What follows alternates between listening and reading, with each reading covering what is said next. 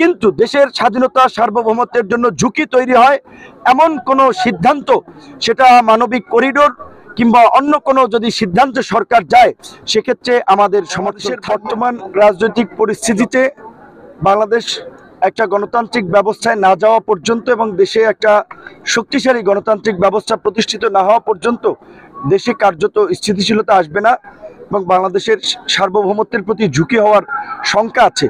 যেহেতু বর্তমান অন্তর্বর্তীকালীন সরকার একটি রাজনৈতিক ঐক্যমতের ভিত্তিতে প্রতিষ্ঠিত হয়েছে, এই সরকারের প্রতিও শুরুর দিকে যেরকম সমর্থন ছিল রাজনৈতিক দলগুলোর কিংবা মানুষের যে প্রত্যাশা ছিল, সেটি কিন্তু এখন আবার অনেকাংশে কমে গেছে। যার ফলে এই সরকারেরও আমি মনে করি যে জনসমর্থনের দিক থেকে তারা কিছুটা আগের চেয়ে পিছিয়েছে। এই অবস্থায় তাদেরকে রাষ্ট্র চালাতে হলে আসলে একটা নির্বাচনী প্রক্রিয়ার দিকে না যাওয়া ছাড়া খুব বেশি তাদের একটা ভালো কিছু করার সুযোগ নাই। ইতিমধ্যে আপনারা জানেন যে আমাদের প্রধান উপদেষ্টা তিনি আন্তর্জাতিকভাবে সমাদৃত এবং সম্মানিত একজন ব্যক্তি।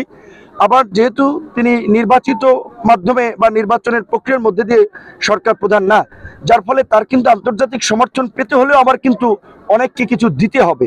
যেটা আমরা ইতিমধ্যে যেমনটি শুনছি যে আমাদের কক্সবাজারের এই এলাকার সীমান্ত বা আপনার ভূমি ব্যবহার করে রাখাইনের ভূমিকম্প এবং এই যুদ্ধ বিধ্বস্ত আপনার অঞ্চলগুলোতে সহায়তা পাঠানোর, মানবিক সহায়তা পাঠানোর জন্য একটা করিডোর জাতিসংঘের পক্ষ থেকে, বিভিন্ন আন্তর্জাতিক সংস্থার পক্ষ থেকে নাকি সরকারের কাছে বলা হয়েছে।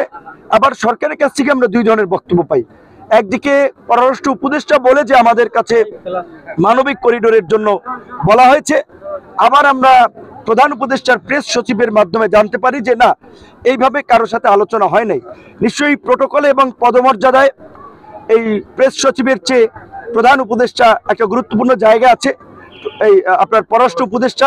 কাজে পররাষ্ট্র উপদেষ্টা তো তথ্য ছাড়া কিংবা ভিত্তিহীন কথাবার্তা বলেন নাই। তার মানে আমাদের কাছে মনে হচ্ছে এখানে একটা লুকোচুরি খেলা হচ্ছে, যেখানে আমরা পরিষ্কারভাবে জানিয়েছি রাষ্ট্র সংস্কারের জন্য, বাংলাদেশের গণতান্ত্রিক প্রবর্তনের জন্য আমরা এই সরকারকে সমর্থন করছি, সহযোগিতা করছি।